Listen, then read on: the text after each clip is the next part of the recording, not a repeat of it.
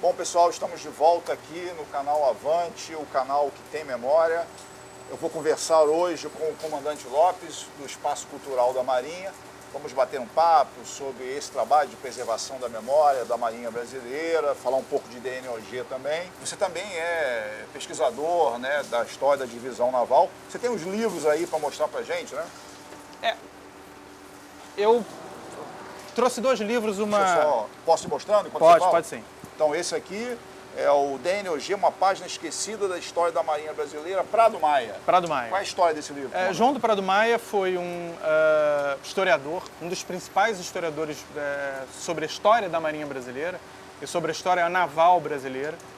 E tem um aspecto interessante desse livro que ele escreve o livro enquanto historiador, dentro da sua profissão como historiador, mas também como ex-tripulante da DNOG. Ele participou da Divisão Naval em Operações de Guerra.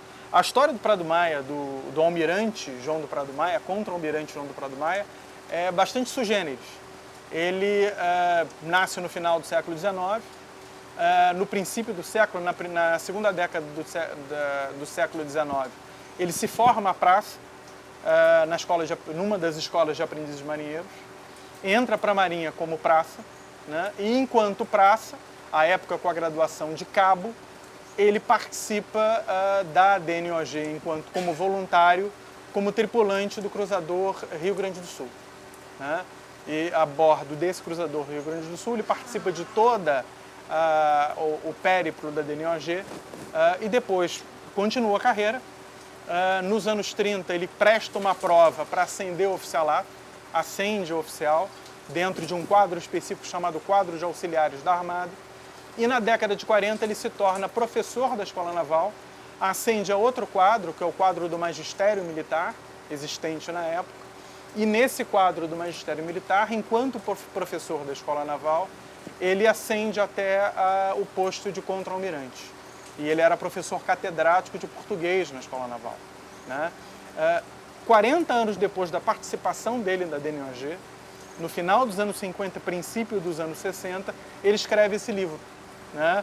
E o título é bem característico sobre o esquecimento da DNOG de uma maneira geral na historiografia brasileira, que o título do livro é DNOG, uma página esquecida na história da Marinha Brasileira. É o título do que ele dá ao livro, né? Temos aqui um outro livro, que na verdade é um livro bastante raro. Essa é uma cópia xerográfica desse livro. Vou mostrar aqui para a câmera. DNOG Francisco Veras. Francisco Veras. Francisco Veras também foi ex-tripulante, só que ele foi ex-tripulante do contra-torpedeiro Piauí. A graduação dele, quando da participação dele da DNOG, era marinheiro. Ele foi marinheiro do contra-torpedeiro Piauí.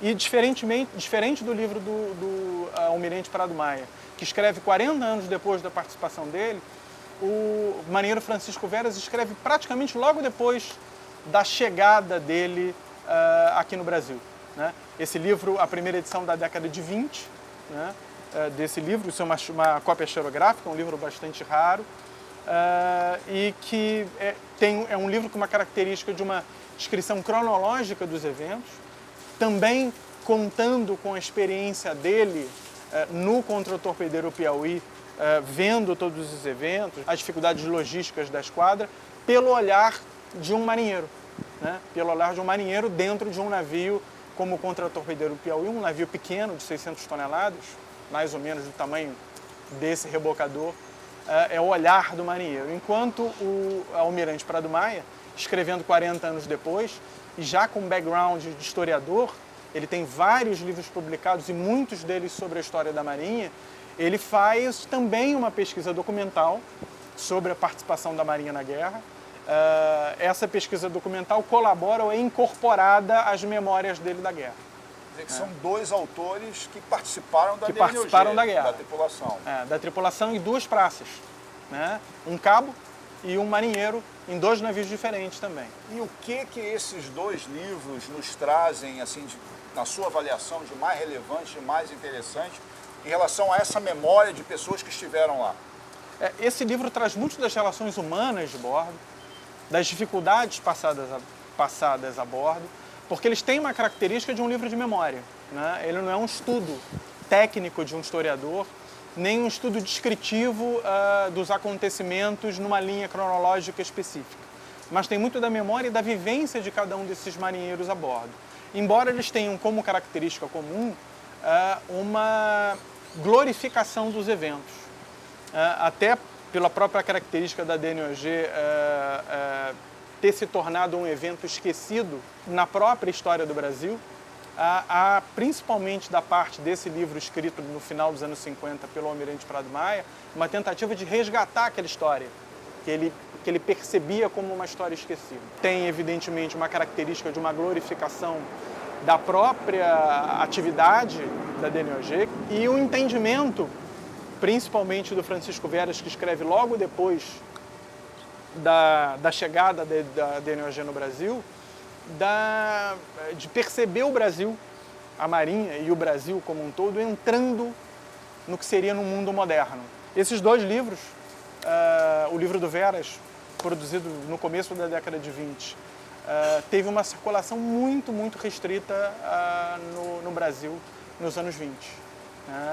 E o do Prado Maia, embora seja muito conhecido de nós, praças e oficiais de Marinha, né, para os pesquisadores da história do Brasil, para os historiadores, tanto o livro do Almirante Prado Maia como a própria participação da Marinha na Primeira Guerra é muito pouco conhecido. Vamos trabalhar para que isso seja mais conhecido.